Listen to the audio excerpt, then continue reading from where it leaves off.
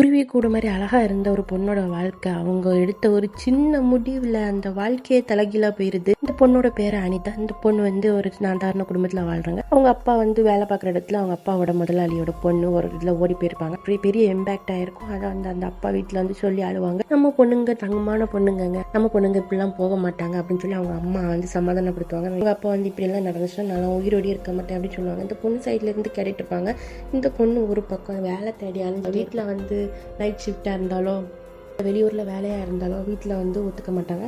அதனால இந்த பொண்ணு அதுக்கேற்ற மாதிரி வேலை தேடி அலைஞ்சிட்டே இருப்பாங்க. ஒரு ஃப்ரெண்டை வந்து கால் பண்ணி ரெஃபர் பண்ண சொல்லுவாங்க, எனக்கு வேக்கன்சி இருக்கா. அந்த பொண்ணு வந்து சாயந்தரம் பேசலாம் வீட்டுக்கு வா அப்படின்னு சொல்லுவாங்க. இந்த பொண்ணு வந்து இந்த பொண்ணாக்கி கூட்டிகிட்டு போய் ஃப்ரெண்டை மீட் பண்ணலாம், அவங்க தான் வேலை வாங்கி தருவாங்க அப்படின்னு சொல்லிட்டு ஃப்ரெண்டை மீட் பண்ண கூட்டிகிட்டு பார்ட்டிக்கு போவாங்க. அந்த வேண்டாம் சொல்லி ஓவராக ட்ரிங்க்ஸ் பண்ண வைப்பாங்க. ட்ரிங்க்ஸ் பண்ணி மட்டை ஆயிடுவாங்க. மட்டையானதுக்கு அப்புறம் தான் கொடூரமான ஒரு சம்பவம் நடக்கும். இதை வந்து நான் செகண்ட் பார்ட்டில் சொல்கிறேன். என்னை வந்து புதுசாக பார்க்குறவங்க என்னை சப்ஸ்கிரைப் பண்ணி வச்சுக்கோங்க அண்ட் ஃபாலோ பண்ணி வச்சுக்கோங்க. நெக்ஸ்ட் வீடியோவில் பார்ட் 2 போடுறேன். அது வரைக்கும் பாய்.